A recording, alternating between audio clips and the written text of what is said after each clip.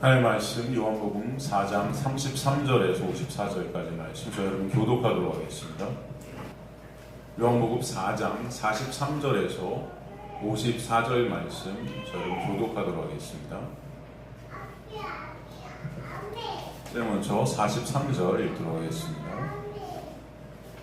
이틀을 지나며 예수께서 거기를 떠나 갈릴리로 가시며 친히 증언하시기를 선지자가 우리에게서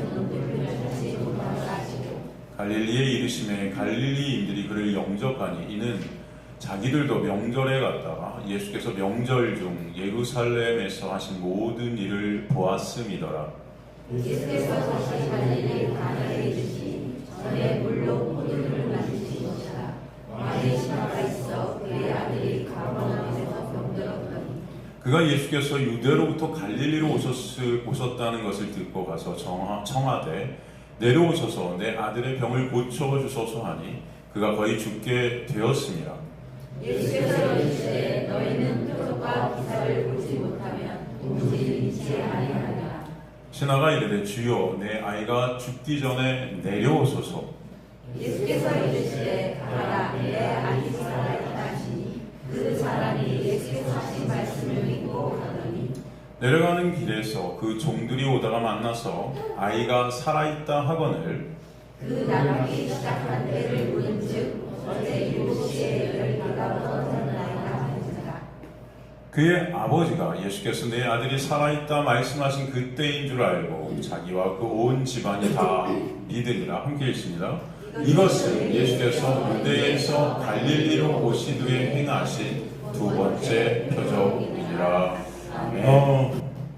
우리 요한복음 이제 다 끝냈고 사실은 이제 표정들만 좀 정리하고 제가 가려고 하는데 저번 시간에 이제 한 2, 3주에 걸쳐 첫 번째 표적했죠. 오늘 두 번째 표적. 야, 근데 이렇게 저는 이렇게 말씀을 이렇게 봐도 저희 첫 번째 표적도 우리가 많은 부분들을 다시 한번 나누면서 그죠? 여러분 또 새록새록 또 몰랐던 부분들도 다시 기억이 나고 또 잊었던 것도 다시 생각이 나고 하는데 정말 진짜 하나님의 놀라운 역사가 아닌 이 말씀이 있지 않았다 저는 이렇게 믿습니다. 그렇죠? 두 번째 표적도 마찬가지입니다. 제가 두 번째 표적도 이렇게 보면서 여러분 한번 보세요. 두 번째 표적을 갖다 그냥 문자 그대로 읽으면 사실 이게 뭐 이렇게 뭐지? 그게 뭐 왕의 신하가 병 고쳐달라고 해서 예수께서 낫게 해주셨다. 그러니까 열심히 뭐 요구하고 기도하고 하면 하나님께서 해주시는 거. 뭐 이런 내용일까? 이런 생각이 들 수도 있죠. 그냥 겉표적으로만 그 껍데기로만 보면 하지만 이 진짜 두 번째 표적도 제가 다시 한번 이렇게 보면서 야 정말 단어 하나 정말 구절 하나하나가 어떻게 이렇게 정교하게 예수 그리스도의 놀라운 십자가와 은혜를 정확하게 다 손가락질하고 있는 것인가 다 가리키고 있는 것인가 느끼면서 좀 감탄밖에 할 게 없습니다. 여러분 그래서 이 말씀이 여러분 정말 여러분에게 생명이다. 말씀이 일하심. 여러분 어떤 것도 이것들 이 말씀을 대체하고 이 세상에 그 어떤 것도 없다. 저는 믿습니다. 이 말씀의 가치, 예수의 가치. 여러분 이제 AI 시대죠. 여러분 이제 보세요. 저는 단언합니다. 가까운 시간 속에 여러분 인간들은 도태될 거예요. 여러분 AI가 모든 것들을 장악해 갈 겁니다. 저 그렇게 막 느껴져요. 그게 지금도 사실은 여러분 어쩌면 AI와 로봇이 결합된 그 세계가 오게 되면 여러분들은 그 밑에도 아마 지배당할 수도 있다. 전 그런 생각이 들어요. 사실 왜냐면 너무 빨라요. 지금 AI의 그 속도들은요. 여러분 직업들도 많이 없어질걸요. 내가 볼 때. 그런데 그게 AI가 이제 고도화되고 여러분들이 그 밑에 지배당하는 그런 순간순간들이 올 때가 있을 텐데 그럼에도 불구하고 여러분 그것들이 가질 수 없는 것은 여러분의 죽음과 여러분의 부활과 생명이다. 그것들이 아무리 여러분들을 지배하려 들어도 지배 못하는 것들이죠. 그것은 곧 누구예요? 사실은 예수예요. 오히려 우리는 그 시대 속에서 진짜 생명이 뭔지를 더 보게 될 거예요. 하나님의 택한 백성들을. 이 시스템 전체가 그리스도인들에게는 어쩌면은 훨씬 더 하나님의 놀라운 은혜의 빛을 보게 되는 그런 도구들이 될 수도 있다. 저는 이렇게 생각이 되어요.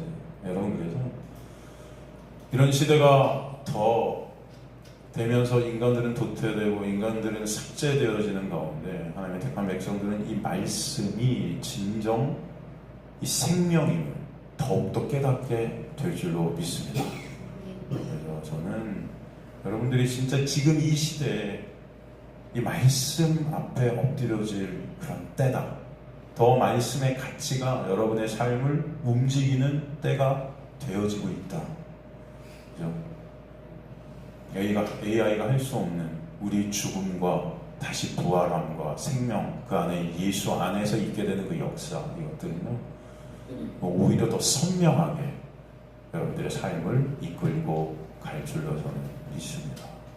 그래서 지금 이 시대에 여러분들이 말씀에 더 집중케 하신 하나님의 은혜가 있게 되길 간절히 좀 소망합니다. 두 번째 표적도 사실은 우리에게 그 놀라운 하나님의 일하심, 말씀의 일하심이 뭔지를 정확하게 보여주고 있다 믿습니다. 그렇죠? 이 왕의 신하를 고치는 사건, 어떻게 보면 되게 단순해 보이지만 이 전체가 예수 그리스도의 놀라운 은혜다. 우리가 믿음으로 구원에 이르게 되는 놀라운 역사는 인간의 어떠한 것도 거기 적용이 될 수 없고 오직 하나님의 말씀의 일하심, 하나님의 놀라운 은혜로만 이것이 된다는 것을 정확하게 이것은 보여주고 있는 말씀입니다. 제가 이것을 2시간에 걸쳐 여러분과 나눌 것입니다. 2시간에 걸쳐. 오늘 다는 못할 거예요. 하지만 오늘은 그 믿음에 대한 부분을 여러분과 조금 다시 한번 정확히 우리가 나눠보고 다음 시간에 본문 한 구절 한 구절을 통해서 믿음이 어떻게 역사해 가는지를 다시 한번 보도록 하겠습니다. 이 믿음에 대해서 우리가 나눌 때 우리가 봐야 될 것은 인간의 죄성이죠. 이 죄라는 것이 무엇인가? 인간들이 생각하는 어떤 죄. 죄인들의 죄성, 이 죄라는 것은 사실은 이 세상에서 말하는 도덕윤리적 어떤 그런 죄를 갖다 얘기하는 성경이 말하는 죄는 뭐예요? 내가 하나님의 자리에 오른 것이죠. 내가 신이 된 거죠. 내가 주인이 된 것입니다. 그렇기 때문에 인간들은 하나님까지도 이용해서 다 나로 끌어당기려 하죠. 내가 하나님을 도구로 삼으려 하죠. 그게 보통 우리들의 모습이다. 그렇죠? 재물도 권력도 명예도 지식도 다 내게로 끌어당겨 직성이 흘리는 자들이 우리의 모습이다 라는 것을 볼 수 있죠. 그래서 나라는 어떤 존재의 가치를 계속 쌓아가는 이 행위들은 여러분 이 모든 도덕윤리 선행, 종교적 가치, 사회 변혁과 운동의 형태로 다 드러나고 있는 것을 볼 수 있어요. 이런 인간의 육적 추구가 교회 안에서도 그대로 반영돼서 교회 안에서 그대로 드러나고 있죠. 그래서 기복주의, 은사주의, 율법주의가 판을 치는 그런 교회들의 모습이 되었고 하나님은 우상이 된 모습으로 전락해버렸다라는 것입니다.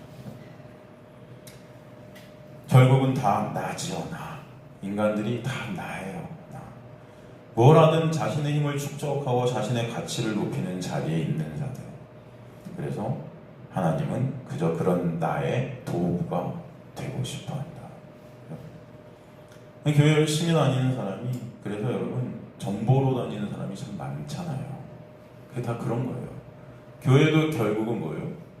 하나님이 그런 대상이라는 것입니다. 그래서 옛날에도 여러분 항상 말씀 이스라엘 백성들 하나님을 섬기라는 성경 안에도 하나님께 드렸던 제단과 바알께 드리는 제단이 한 공간 안에 공존했었다라는 거예요. 하나님께 뭔가를 요구했는데 하나님이 들어주시지 않으면 어디로 가요?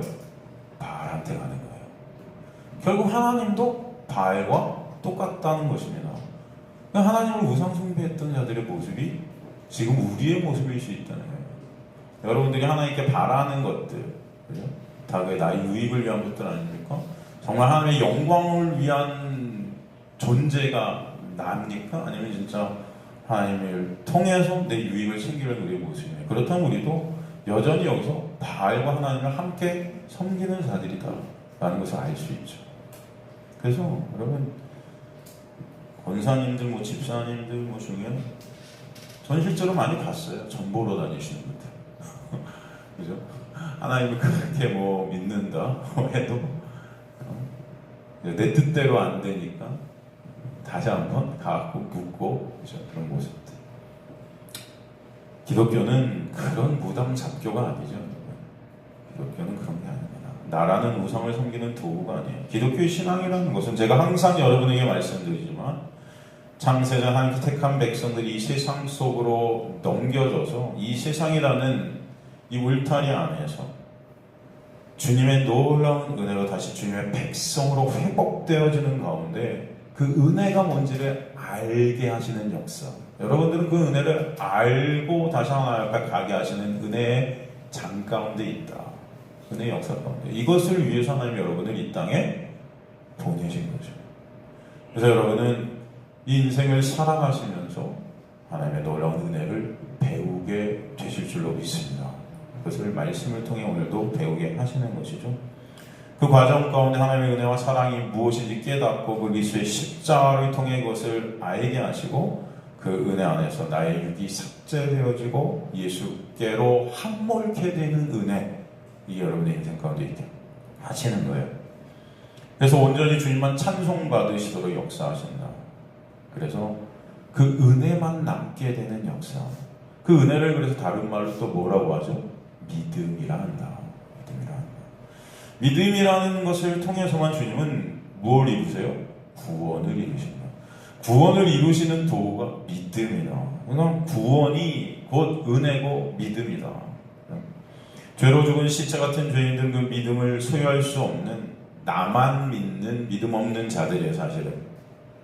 그런데 주님께서 은혜로 말씀을 통해 이 믿음을 우리에게 선물로 주셔서 구원을 이루시는 것이죠. 그 은혜를 오늘 본문을 통해 보게 하신다는 것이죠. 43절 본문을 보니까 이틀을 지나면 예수께서 거기를 떠나 갈릴리로 가셨다. 여기서 이틀의 지남에 이렇게 나왔죠. 이틀이 지나면 며칠째 가셨다는 거예요? 네? 셋째 날. 그렇죠? 성경은 셋째 날이 그게 중요하다고 그랬죠. 이걸 여러분 더 배우셨죠? 셋째 날의 의미, 사흘, 그죠? 세 번째. 이게 어디서 나오죠? 이 단어가 동일하게 어디서도 나왔습니까? 네? 가나의 혼인잔치에도, 그죠? 똑같이 순서가 나오죠. 셋째 날, 사흘째 되던 날, 이틀이 지남에, 그죠? 사실 그래서 제가 다음 시간에 여러분과 조금 더 상세하게 나누겠지만 이 첫 번째 표적과 두 번째 표적의 내용은 똑같다. 순서도 똑같고 질문의 내용과 질문의 답변과 이루어지는 모든 믿음의 역사가 똑같다. 똑같은 말씀이다. 그래서 우리가 알 수 있어요. 똑같이 시작했고 똑같이 매듭지고 있는 말씀이다. 오늘은 사실 그것을 보기보다는 지금 44절의 말씀을 제가 조금 더 중점적으로 보도록 할 것입니다.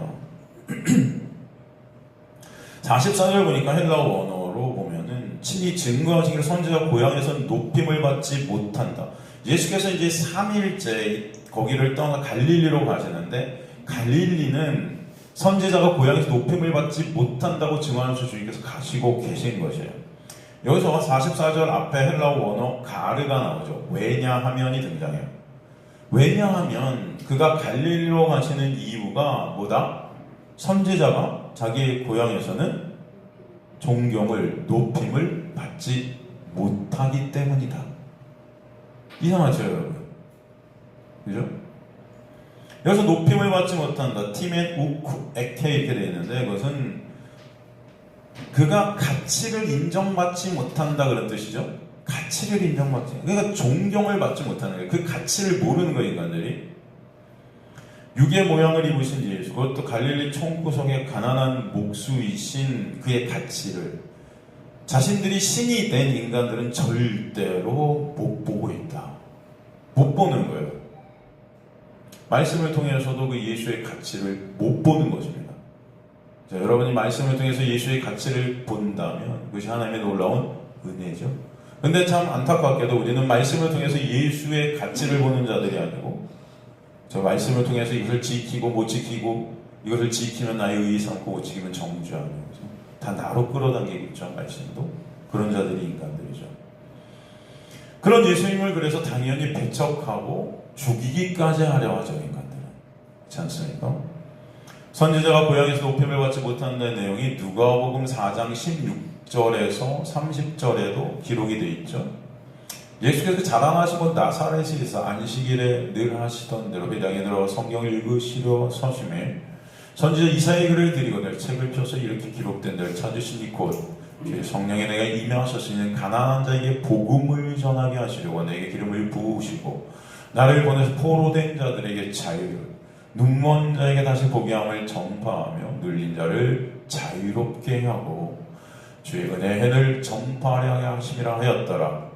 책을 덮어 그 맡은 자에게 주시고 앉으시니 회당에 있는 자들이 다 주목하여 보더라.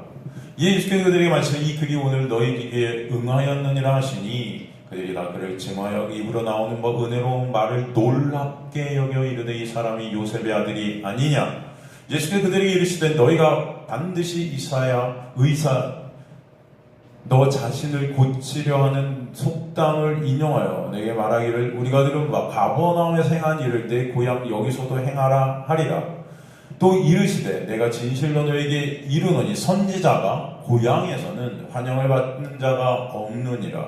내가 참으로 너에게 이르니 엘리야 시대에 하늘이 3년 6개월 동안 닫히어 온 땅에 큰 흉년이 일었을 때 이스라엘 많은 과부가 있었을 때 엘리야가 그중 한 사람에게도 보내심을 받지 않고 오직 시돈 땅에 있는 사렙담 과부에게 뿐이었으며 또 선지자 엘리야 땅에 이스라엘 많은 나병 환자가 있었으되 그중 한 사람도 깨끗함을 얻지 못하고 오직 수리아 사람 나만 뿐이었느니라. 회당에 있는 자들이 이것을 듣고 다 크게 화가 나서 일어나 동네 밖으로 쫓아내고 동네가 건설된 산 낭떠러지까지 끌고 와서 밀쳐 떨어뜨리고자 하되 예수께서 그들 사이로 지나서 가시니라. 그죠? 다 예수를 죽이려 하죠. 그들은 하나님이신 예수님을 육의 눈으로 절대 보고 그의 말씀을 이해할 수 없었던 자들이에요. 눈먼 자들, 귀가 막힌 자들이었습니다. 주님께서 이 땅에서 보이실 그 복음을 설명해 주시는데도 그 은혜를 모른 채 한다는 말이 이 사람이 요셉의 아들이 아니냐. 그래서 그 육적인 부분만 보고 있죠. 껍데기로만 보고 있어요. 한낱 요셉, 즉 목수아들이 뭔 말을 하는 거냐는 거예요. 목수 주제에. 그런 그들의 실체를 예수께서 폭로시키시자 예수를 어떻게 해요? 죽이려 하죠. 죽이려 하죠. 마태복음 13절에도 54절에 58절에도 보면은 똑같은 말씀이 나와 있죠. 58절의 결론이 그들이 믿지 않음으로 말미암아 거기서 많은 능력을 행하지 아니하셨다. 그러니까 인간들은 육의 몸을 입고 오신 하나님을 예수를 믿을 수 없는 자들이라는 것을 우리에게 보여주시는 거예요. 하나님을 배척할 수밖에 없는 자신들이 다 신이 된 자들이 인간들이다라는 것을 알게 하세요. 그럼 주님 오늘 본문 44절에 선지자가 고향에서 높임을 받지 못하기 때문에 그 이후로 고향인 갈릴리로 가신다 하시는 것인데 그렇다면 우리가 여기서 생각해 와야 될 것이 무엇입니까? 배척을 받는 곳인데 그곳으로 가야 한다? 이 말씀이 도대체 어떤 의미를 담고 있는 거예요? 그죠? 여러분 보통은 배척을 받으면 그곳으로 가야 된다고 하실까요? 보통 갈까요? 인간들이? 안 가죠. 안 가는 게 맞잖아요. 근데 오늘 주님은 선지자가 고향에선 배척을 받아. 그렇기 때문에 내가 가. 이렇게 말씀하신단 말이에요. 그 이유가 뭘까요? 여러분? 그 이유가?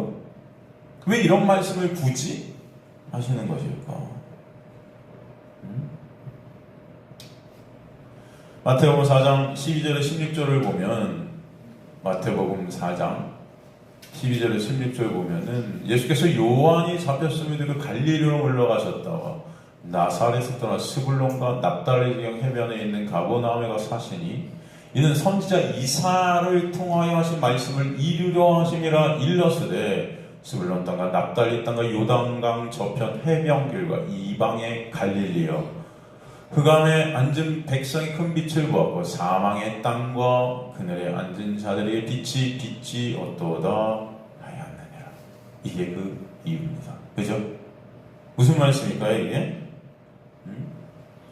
주님은 오늘 이 갈릴리 흑암의 땅에 빛으로 가시는 것이다.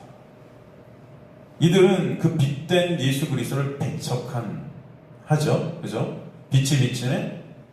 그죠? 어둠들이 다 빛을 어떻게 해요? 배척해버리죠.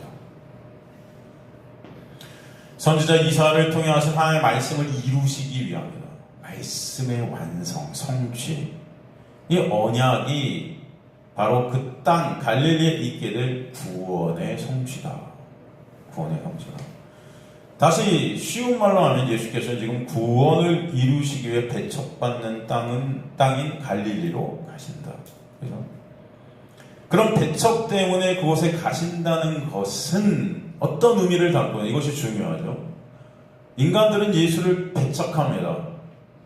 거기에 구원이 있을 수 있을까요?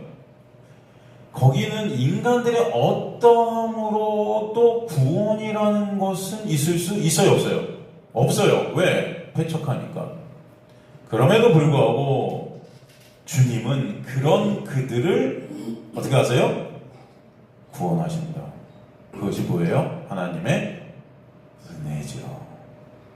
그것이 은혜예요. 그죠?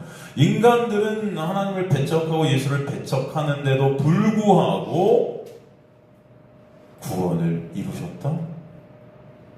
그걸 은혜라 그래요, 여러분. 그렇지 않습니까? 사실 예수님을 배척한 그들의 모습이 우리의 모습과 별반 다름이 없습니다.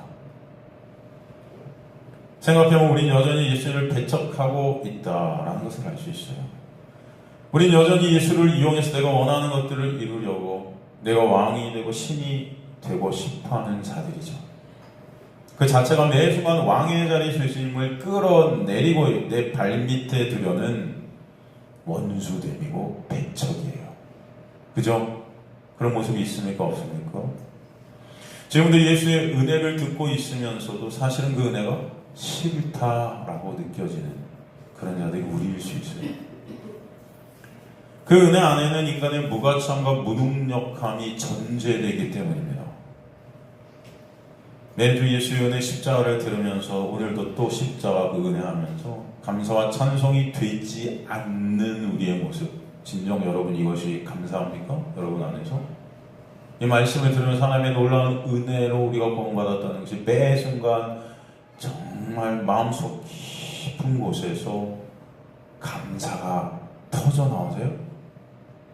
아니면 오늘도 또 그렇지, 다음 주도 그럴 거야, 이게 아무렇지도 않은 은혜가 돼버렸죠. 그런 모습이 있습니까? 없습니까?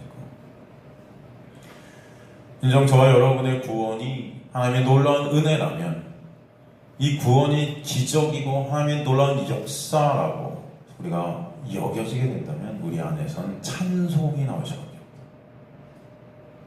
근데 여전히 그렇지 못한 거예요, 우리의 모습이. 그러기에 주님은 주님을 배척하는 그곳에 가셔서 그런 그들을 구원하심으로 인해 구원이라는 것은 전적인 하나님의 은혜다라는 것을 보여주시는 것입니다. 저 여러분의 구원도 마찬가지라는 거예요. 그런 우리가 구원받았다 한다면 그것이 하나님의 은혜가 아니면 다른 곳으로는, 다른 어떤 것으로도 설명이 되어줄 수 없다는 것을 알게 하시려는 거예요. 그죠?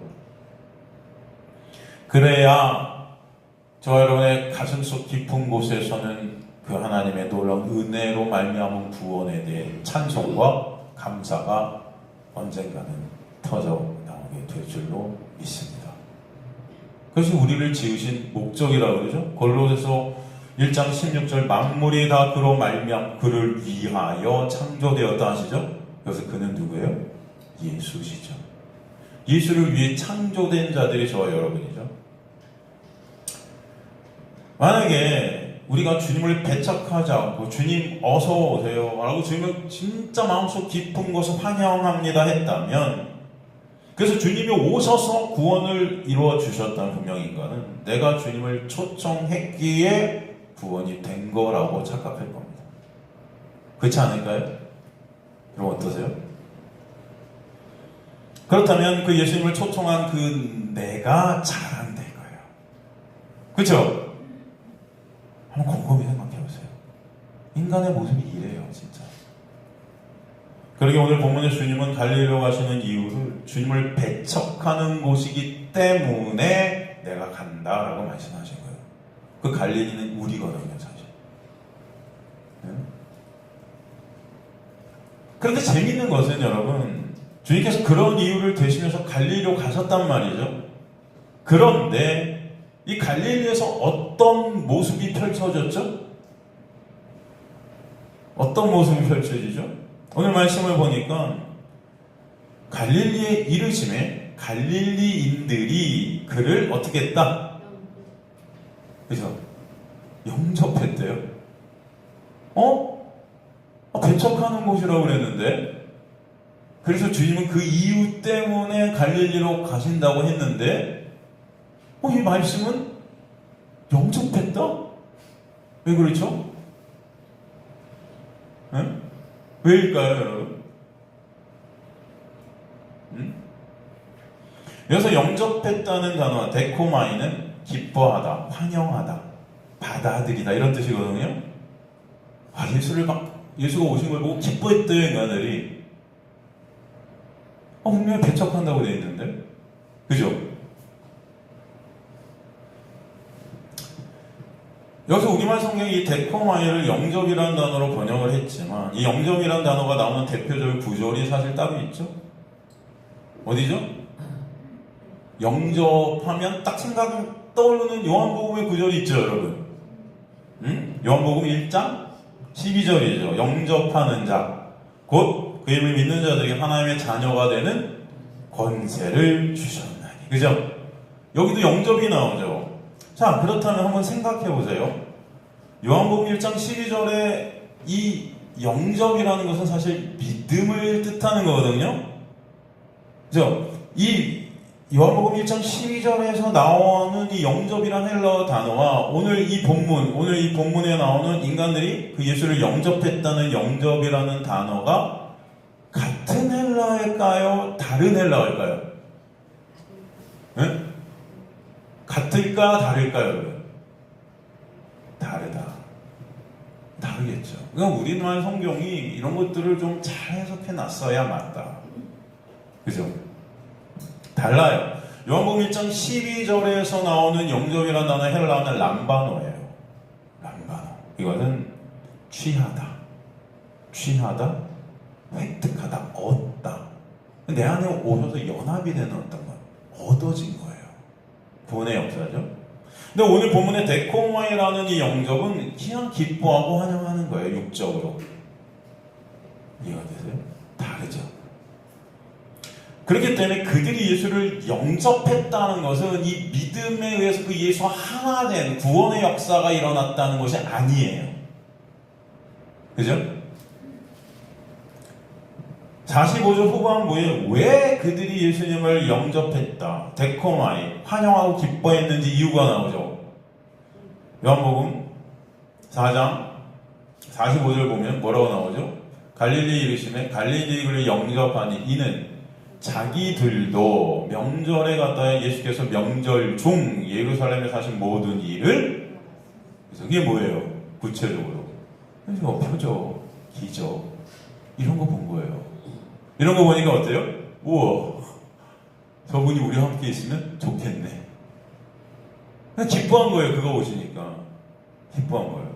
그럼 예수께서는 배척한다고 그랬는데,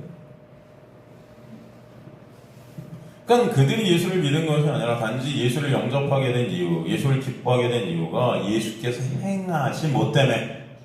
저 기적 때문이었다. 이게 인간들의 모습인 거죠. 내가 원하는 것 해줄 것 같으니까 교회 오는 거죠. 이런 말씀이 요한복음 2장 23절에도 나왔죠. 6월절에 예수께서 예루살렘에 계시 많은 사람이 그의 행하시는 표적을 보고 그 이름을 믿었으나, 그죠? 이게 믿음이 아니었다는 거죠. 6월절 절기 기간 동안 주님께서 많은 표적을 행하셨단 말씀이에요. 그 표적을 헬라어로 세메온이라고 해요. 사인이에요, 영어로. 사인. 이것은 뭐예요? 어떤 것을 가리키고자, 말해주시고자 했던 표적들이었죠. 손가락으로 가리시던. 그것을 본 인간이 그 표적을 가리키는 것을 보아야 맞는데 그들이 그 표적 자체만 보죠. 그 자체가 목적이 된 거죠. 그래서 그 목적이 된, 그 표적 자체가 목적이 된 것은 그 표적이 가리키는 십자가에 달리신 예수가 목적이 되지 못하는 배척이 있는 거죠. 그래서 그 표적을 보고 믿었다는 그 믿음이 가짜다라고 말씀하세요. 주님은 그런 가짜 믿음을 가진 그들을 어떻게 하셨다? 그래서 요한복음 2장에 보면 믿지 않으셨다. 24절에 그의 몸을 그들에게 의탁하지 않으셨다. 의탁하다는 단어가 헬라에서 무엇이다? 여러분 기억나세요? 이 단어가 23절에 믿음이라는 단어와 같은 단어예요. 그러니까 에피스투엔이라는 단어를 쓰는데 이 단어는 피스투, 믿다의 미완료 능동태죠. 그 단어가 23절에 똑같이 나오는데 그 믿다라는 단어를 에피스투산, 피스티오의 부정과어로 쓰여지고 있어요. 이 시제는 이 믿음이 잠깐의 일시적인 육적인 믿음이다. 믿음이 아니었다라고 설명해 주고 있는 거예요. 그러니까 인간들이 믿는다는 그 믿음이라는 것은 사실은 어떻게 보면 다 조건적, 나의 유익을 위한, 내가 만들어내는 일시적인 가짜 믿음들이다라는 것입니다. 우린 누구를 믿는다 해도 그 믿음이 영원할까요, 여러분? 그 사람의 조건과 그 사람의 형편과 그 사람의 어떤 상황에 따라 매 순간 바뀌죠? 믿는 것 같아도 안 믿는 것 같아도 그죠? 매 순간 바뀌어요. 믿다가 안 믿다, 믿다, 안 믿다. 그것은 믿음이 아닌 거죠. 지금 성경은 이들의 모습이 어떤 모습인지를 보여주세요. 인간들이 예수를 믿었다 하지만 그 믿음은 인간들의 육적 경험에 의한 예수님의 표적을 보고 그 표적을 원했던 어떤 믿음 가짜였다. 가짜 믿음이지 인간은 절대 예수님 자체, 그 예수님이 목적이 된 그런 믿음을 소유할 수 없는 자들이라는 것을 알게 해주시는 거예요. 그래서 그들이 믿었다 하지만 안 믿었다. 그러기에 그런 그들을 예수님께서는 절대 믿지 않으시죠. 인간들을 믿지 않으세요. 인간들을 믿지 않는다는 것은 인간들에게서 믿음이 나올 수 있다 없다? 없다라는 것을 우리에게 말씀해 주시는 거예요. 그런 그들의 모습을 볼 때 그들이 진정 믿음을 가지게 되고 그 믿음으로 구원이 있게 된다면 그 믿음이라는 것은 인간들에게서 나온 믿음이 아니고 하나님께서 주신 하나님의 선물이고 그 자체를 그래서 은혜라 한다. 그래서 제가 항상 여러분에게 믿음 이퀄 은혜인 거예요. 여러분에게 나오는 것이 믿음이 아니에요. 그죠? 그래서 성경 전체의 주제를 한마디로 말한다면 우리가 수요일날 히브리서를 공부하면서도 그런 말씀을 드렸어요. 히브리서 전체의 주제가 뭐예요? 주제되는 말씀이 오직 의인은 믿음으로 살리라. 오직 의인은 믿음으로만 살리라. 그것이 그런데 어디에 전체 주제라고 그랬어요? 또 어느 성경 구절에 전체 주제입니까? 어느 성경에? 오직 의인은 믿음으로만 산다. 로마서. 이 로마서에 오직 의인은 믿음으로만 산다는 이것이 로마서 전체 주제예요. 근데 이 오직 의인은 믿음으로만 산다는 말씀을 어디서 끌어온 거예요, 사실은? 사도 바울이. 네? 어디서? 하박국서. 그죠? 하박국서에서 끌어왔고, 사실 이것은 창세기부터 시작되어지는 하나님의 믿음의 선언이죠. 아브라함이 믿음에 그를 의롭다 여기셨다. 근데 그 믿음이 일시적 믿음이에요? 아니죠. 한 번도 의심하지 않는 영원한 변치 않는 믿음이라는 단어를 거기다 히브리어로 썼단 말이죠. 그런데 여러분 제가 항상 말씀드리지만 아브라함은 여러분 매 순간 의심하고 매 순간 변하고 그죠? 자기 부인까지도 팔 정도로 그렇게 믿음 없는 자의 표상이에요. 그런데 그가 믿어 의롭다함을 얻었다고 폈다는 그 믿음이라는 것은 아브라함의 믿음이 그래서 될 수 있다 없다? 없다. 하나님의 믿음으로 그가 의롭다함을 받게 된 것이고, 그를 믿음의 조상이란 것은 그의 믿음을 본받자라는 그런 믿음의 조상이 아니에요. 하나님의 믿음으로만 구원이 있음을 된 어떤 표상이라는 것입니다. 그래서 그의 후손들도 그 하나님께서 허락하신 그 은혜로만 구원이 있다는 것을 보여주시는 거죠. 그래서 이삭 사건을 통해서 그것을 증명해 내시죠. 그죠? 이해가 되시죠, 여러분? 믿음이라는 것이 그것이다. 에베소 2장 8절에도 그래서 믿음은 뭐다? 결국은 뭐라 그래요? 믿음이 결국은 선물이다. 선물이라는 것은 인간이 어떠한 것으로 받는 것이 아니에요. 그냥 주어지는 거예요, 여러분. 인간 사회에서는 이 선물도 다 도구로 쓰이지만, 요즘은 가만히 보면, 그죠? 선물도 갚아야 될 어떤 것으로 여러분 쓰이지만, 진짜 선물이라는 건 그런 게 아니잖아요, 사실. 여러분의 어떠함과 관계없이 받는 거잖아요, 그냥. 여러분이 뭘 해서 받는다는 건 선물이 아니죠. 그건 보상이지. 그쵸? 그건 삭시죠, 임금이죠. 내가 뭘 해서 보수죠. 선물은 그런 게 아니에요. 그렇기 때문에 예수님은 그의 몸을 그들에게 의탁하지 않으셨다. 왜? 그들을 믿지 않으시기 때문에. 그 이유가 뭐라고 또 나왔냐면, 이는 친히 모든 사람을 어떻게 하신다? 아심이요, 이렇게 말씀하세요.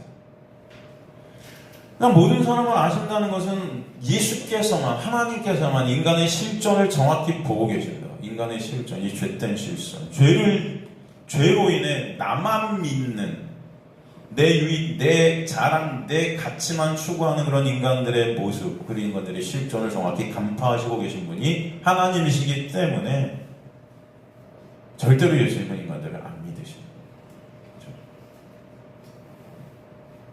25절에 보면 예수께서 사람들의 마음속에 무엇이 들어있는지 알고 계셨기 때문에 사람들에 대해 어느 누구의 질문도 필요 없으셨다, 이렇게 말씀하시죠. 하나님의 은혜가 진정 임하게 되면 먼저 알게 되는 것이 뭐다? 내가 어떤 자인지를 예수의 빛 안에서 보게 된다 그랬어요. 우리 안에 예수가 오시면 예수께서 비춰주시는 빛 안에서 나의 실존이 깨달아지는 역사가 여러분의 인생 가운데 있게 됩니다. 그래서 사도 바울이 결국은 끝에 뭐라고 고백해요? 난 죄인 중에 예수다까지 내려가는 거죠. 그래서 그의 고백들이 보면 점차적으로 그 빛이 계속 비칠 때마다 더 할 말 없는 자로 끌려 내려가죠. 점점 더 나는 예수가 아니면 죽을 자로 발각이 되어지죠. 정말 인간에게 있어 슬픈 것은요, 나의 실존을 모르는 거예요. 그래서 죄는 그 실존을 모르는 자체가 죄예요, 여러분. 나의 실존을 모르는 자는 절대 예수를 바라볼 수 없기 때문입니다. 예수를 바라볼 수가 없어요. 예수의 놀라운 은혜의 빛이 우리를 관통케 되면 그 혼과 및 골수와 관절을 쪼개시면 우리의 심중 깊숙이 있는 나의 그 실존적 죄된 모습들을 다 폭로시켜가지고 믿음을 가질 수 없는 무능력하고 무가치한, 내가 곧 마귀구나를 깨닫게 하세요. 주님은 자신을 모르고 자신의 행위로 의를 쌓는 바리새인들에게 너희 아비가 마귀다 폭로시켜 버리신 것이죠. 그렇기 때문에 구원은 나라는 마귀로부터의 해방이다. 그 내가 십자가에서 삭제되고 오직 예수 안에서, 그 은혜 안에서 새롭게 역사하게 되는 역사다. 죄된 인간은 끝까지 나만 내어놓는데, 나만 점철됐는데, 나만 챙기는 자들인데, 그런 우리를 삭제시켜 가셔서 예수 안에서 새롭게 역사하신다. 그게 구원의 역사예요. 그러니까 믿음의 조상 아브라함을 본받자라는 설교는 말이 돼야 안 돼요? 안 되는 거죠. 누굴 본받습니까? 믿음의 조상인 그 믿음은 아브라함의 믿음이 아니다. 히브리서 11장도 보면 믿음의 장. 우리가 이제 히브리 11장을 요번 오는 수요일부터 살필 거예요, 여러분. 귀한 말씀들이죠. 근데 히브리 18장의 주어가 뭐예요? 주어가 믿음이 주어예요. 그 믿음이 역사의 가심을 우리에게 보여주시는 거지, 인간의 어떠함이 믿음을 도출시켜서 그 믿음으로 인간의 어떠함이 만들어진 그런 어떤 구원을 절대 성경은 말씀하지 않으세요. 모세도 그렇지 않습니까? 그가 왜 광야에 가게 됐어요, 모세가? 그가 믿음이 출중해서? 응? 아니죠. 사람 죽여서 도망간 곳이 광야예요. 그죠? 할 수 없어서 간 거예요. 끌려서. 그죠? 어쩔 수 없이 간 거예요. 그런데 그를 광야로 이끄신 분이 누구예요? 사실 그 모든 사건들을 통해서 하나님이시죠. 그죠? 하나님께서 그런 그를 도구로 쓰셔서 누구를 구원하세요? 이스라엘을 출애굽하게 하시는 거예요. 그러기에 믿음을 가질 수 없는 우리를 하나님의 믿음을 은혜로 의롭다 여겨주시는 그 과정 속에서 우리에게 터져나오게 되는 것은 내가 주님을 믿습니다가 아니라 그랬어요. 저는 주님을 믿을 수 없는 자이니 주님 저를 불쌍히 여겨주세요. 그죠? 그래서 가난케도 예수만 바라보게 되는 하나님의 일하십니다. 저는 그 고백이 여러분 안에 있게 되어지길 간절히 소망합니다. 저는 주님을 사랑할 수 없는 자입니다. 도와주세요. 저는 주님을 믿을 수 없는 자입니다. 불쌍히 여겨주세요. 그런 저를 기억만 좀 해주세요. 이게 누구의 고백이에요? 예? 이게 누구의 고백이에요? 주님 그런 저를 좀 기억만 좀 해주세요. 강도의 고백이에요. 예수님 옆에 달린 강도가 그렇게 고백하지 않습니까? 두 강도 중에 한 강도는 지가 잘났다고 그러잖아요. 당신이 이거 해보세요. 그럼 내가 믿어드릴게요. 한 강도는 저는 아무것도 아닌 자입니다. 당신만 선이십니다. 이분은 죄가 없으신 분이네요. 깨닫게 되죠. 저의 기억만 좀 해주세요. 십자가에서 내려주세요가 아니에요, 여러분. 그 구원이 예수께만 있으면 깨닫게 되는 거예요. 진정한 생명은 예수 안에만 있음을 알게 되는 것입니다. 로마 7장의 사도 바울의 고백도 그거 아닙니까? 원하는 선을 절대로 내놓을 수 없는 자가 저입니다. 그 고백이 있는 거예요. 원치 않은 악만 내놓는 자가 바로 저입니다. 주님 어떡합니까? 불쌍히 여겨주세요. 그런 자를 기억만 해주세요. 눈 씻고 찾아와도 내 안에는 믿음이라는 것이 없네요, 여러분. 네? 그러니까 지옥에 떨어져도 여러분 할 말이 있습니까? 없습니까? 사실. 하나님 여러분을 지옥에 떨어뜨려도 우리는 할 말이 있을까요? 없을까요? 솔직히. 없다. 그것이 처절하게 깨달아지는 역사가 믿음의 일하심이고 하나님의 말씀의 역사다라는 것을 아시기 간절히 소망합니다. 그래서 하나님의 놀라운 믿음을 선물로 받게 된 자들은요, 여러분, 그런 자리로 가게 돼요. 주님 저만이 아니고 그런 저를 기억만 좀 해주세요. 불쌍히 여겨주세요. 가망이 없는 나를 보게 돼요. 그렇기 때문에 오늘 본문의 갈릴리의 영접은 그들의 믿음이 아니라 예수의 표적, 가짜 영접이었다. 그런 그들을 예수님의 은혜로 살리시는 하나님의 역사가 무엇인지를 보여주시는 거예요. 그들은 예수님의 표적이 사라지면, 예수가 쉬운 말로 기적을 행하지 않으시면 바로 예수님을 십자가에 못 박겠죠. 그래서 예수께서 결국은 그런 그들에 의해 나중에 십자가로 가시는 것입니다. 예수님 어느 순간 표적을 다 거둬들이고 기적을 행하지 않으시자 그들이 누구 살리라고 그래요? 바나바 살리라고, 예수 죽이라고 그러는 거예요. 필요 없는 거예요. 그런 예수는. 예수 이용해서 자신의 유익을 구하는 표적을 쫓는 자들은 결국은 예수를 십자가에 못 박는 자들이 된다라는 것을 보여주시는 거예요. 여러분. 우리도 마찬가지인 것입니다.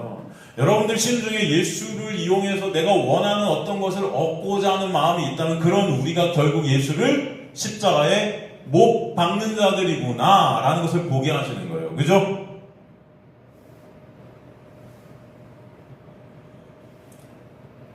그러니까 믿음을 선물로 받은 자는 그 믿음 없음으로 표적만을 구하는 자들의 모습, 그 모습이 나임을 깨닫게 돼요.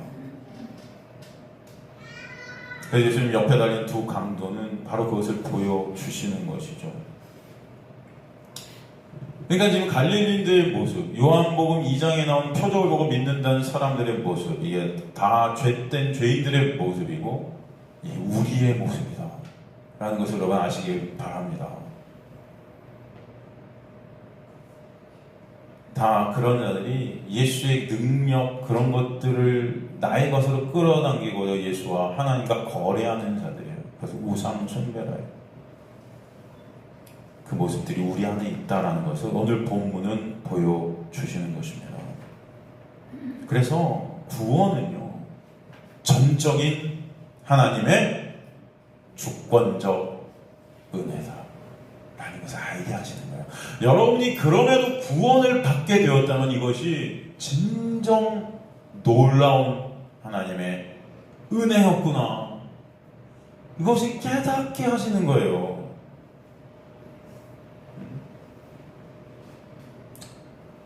믿음을 하늘로부터 받지 못하면 죽어가는 예수를 보면서 하늘나라의 왕으로 인정할 수 없는 이 강도의 모습이 우리의 모습.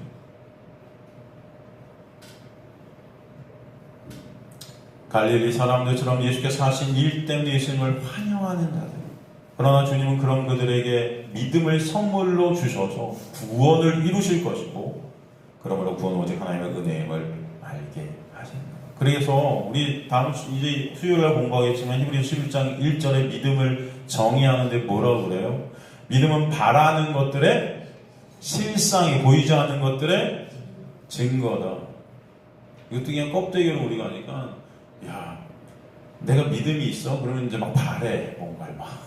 그럼 그게 언젠가 이루어지겠지. 시크릿이죠, 옛날에 책. 네? 긍정적 사고 방식, 그 어떤 이상한 목사도 아닌 뭐 하여튼 개판인 책 있잖아요.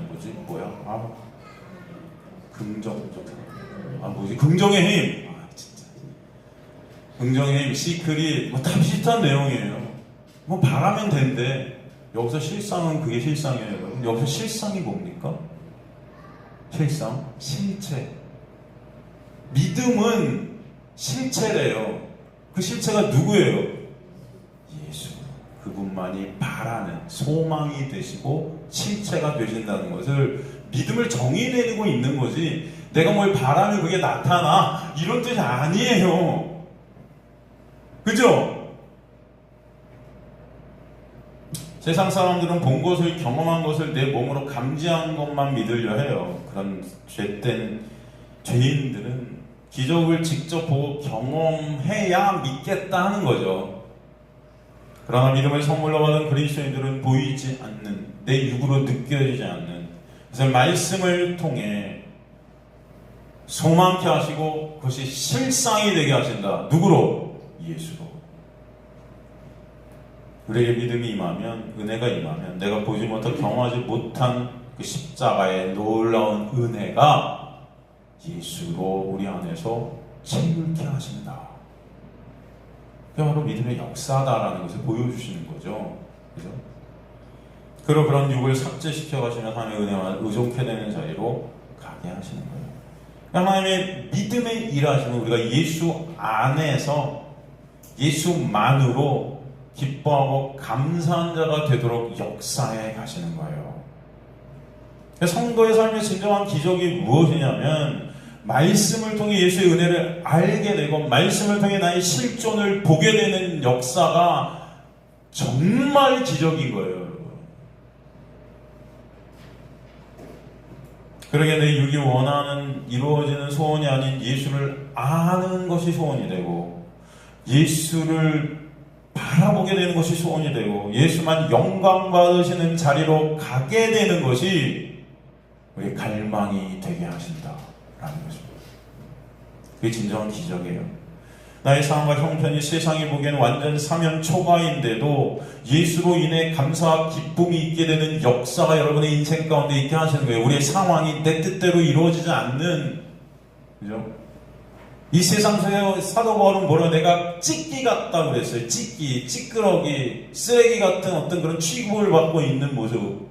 이 세상 그 누구도 사도 바울을 존경하지 않고 사도 바울을 멸시하고 천대하고, 그죠? 하찮은 자로 여기는 그런 상황 속에서 사도 바울은 오히려 그 가운데 누구만 바라본다? 예수를 바라봄이 감사가 되고 기쁨이 되었다.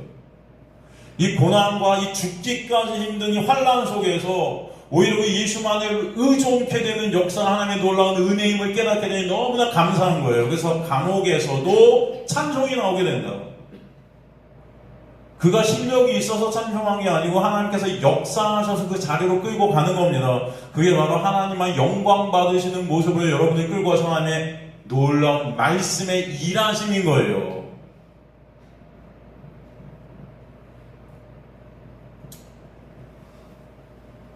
주님께서 여러분의 인생을 통해서 예수만, 그 은혜만 남는 자리로 끌고 가시는 겁니다. 오늘 이 두 번째 표적이 그것을 정확하게 우리에게 설명해 주고 있는 거예요. 한 구절 한 구절 말씀들이 그 은혜가 아니면 안 되는 우리의 모습을 보게 하시고 결국 그 은혜만 남는 자리로 여러분을 이끌고 계신 하나님의 놀라운 은혜가 얼마나 크고 놀라운가, 이것을 알게 하시는 거예요. 전 저와 여러분의 은혜를 아는 자들이 되시기 간절히 소망합니다. 하나님은 여러분을 이 땅 가운데 잘 먹고 잘 살게 해주시는 그런 분이 아니에요. 하나님의 택한 백성들은 이 세상 것들을 통해 하나님의 은혜를 아는 자리로 끌려가게 하신다. 여러분이 모든 상황 속에서 하나님의 은혜를 조금이라도 깨닫게 되고 알게 되고 주님의 은혜 때문에 감사가 조금이라도 있게 된다면 그것이 하나님의 역사구나, 아시길 간절히 소망합니다. 그래서 여러분 말씀을 오늘도 듣게 하시는 거예요. 이 말씀의 자리가 쉽지 않죠. 어렵죠. 왜? 여러분 말씀의 자리가 쉬우면 어떻게 하면 쉽냐? 야, 하나님께서 이렇게 말씀하실 때 여러분이 이렇게 하세요? 그럼 하나님 복 주실 겁니다. 그럼 복. 여러분의 머릿속에 복이라는 단어가 여러분을 탁 사로잡게 되어 있습니다. 복을 또 구체적으로 말하죠. 물질의 복, 건강의 복. 그죠? 내가 원하는 만큼 물질이 생기고 건강해지고 만사 형통의 복, 일치월장의 복, 그죠? 무병장수의 복. 뻥이에요. 그런 건 없어요.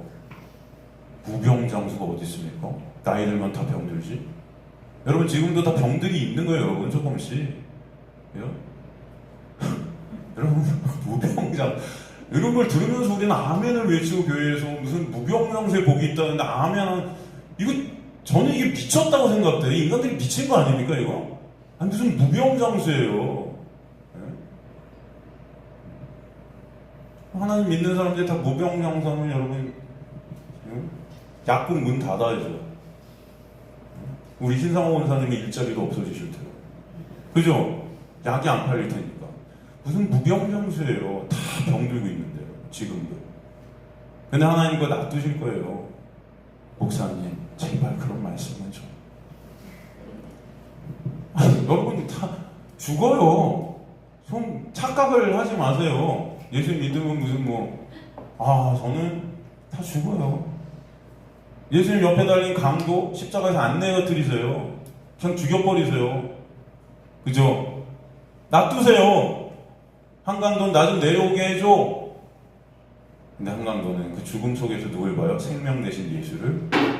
여러분 중요한 것은 여러분의 죽음, 여러분의 죽음으로 끌려가요. 이것은 AI도 어떻게 할 수가 없는 거예요. 이게 여러분의 권리가 될 줄로 믿습니다. 이 권리 속에서 하나님은 그 은혜의 발동을 통해 이 죽음을 통과해 가면서 예수의 놀라운 은혜를 알게 하시는 역사, 이게 하나님의 택한 백성들에게 있게 되는 놀라운 역사다라는 것입니다. 그죠? 그것을 알아가게 되는 저 여러분 되시기 간절히 소망합니다. 다음 시간에 계속해서 이 두 번째 표적에 대해서 우리 나누도록 하겠습니다. 함께 주님의 은혜를 여러분 찬송하시고요. 올해 한 해도 여러분 제발 말씀의 일하신 가운데 말씀을 통해서 말씀의 자리에서 예수의 은혜를 조금이라도 깨닫고 그 은혜 때문에 감사하게 되고 여러분 어떤 이 교회 관계, 교회 어떤 것 때문에 감사하는 자들이 아니고 이 말씀의 일하심 때문에 여기서 말씀을 듣는 가운데 그 말씀의 일하심으로 여러분 마음속에 진정 깨달음이 있게 되게 간절히 소망합니다. 알미 있게 되게 간절히 소망합니다. 그 알미 없으면 우리는 다 망하는 거예요. 영생은 유일하신 참 하나님 과 아버지 예수 그리스도를 어떻게 하는 거다? 아는 것이다.